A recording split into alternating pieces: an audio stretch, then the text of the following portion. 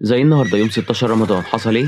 تعال اقول لك. وصول الرسول محمد صلى الله عليه وسلم وجيش المسلمين الى بدر، واذا بقريش قد سبقوهم اليه، وقد نزلوا بالعدوى القصوى من المدينه، وهو الجانب الجنوبي من بدر، فنزل النبي واصحابه بالعدوى الدنيا من المدينه، وهو الجانب الشمالي من بدر، استعدادا للموقعه الحاسمه بين الطرفين. عام 385 هجريه، الفاطميون ينادون في القاهره لكل من كان من أهل السلاح أن يخرج ليأخذ الرزق الكثير، وذلك لحشد العساكر لحراسة النواحي البعيدة من الشام، بعد أن تفاقم تهديد الروم البيزنطيين للبلاد الشامية. عام 364 هجرية، الخليفة الفاطمي الحاكم بأمر الله يأمر بعزل القاضي الحسين بن النعمان بعد أن تضايق من علو نفوذه واستكباره، ويولي مكانه في القضاء عبد العزيز بن النعمان الذي نزل في موكب عظيم إلى جامع عمرو بن العاص. عام 409 هجرية، المسلمون في كشمير يصومون لأول مرة، وذلك بعد أن زحف القائد محمود سبكتكين الغزناوي إلى تلك البلاد لفتحها، وعند وصوله إلى حدود الولاية خرج إليها حاكمها فرحب به وأسلم على أيديهم من دون نزاع، وصام هو وشعبه ما تبقى من رمضان. وفي 16 من رمضان عام 845 هجرية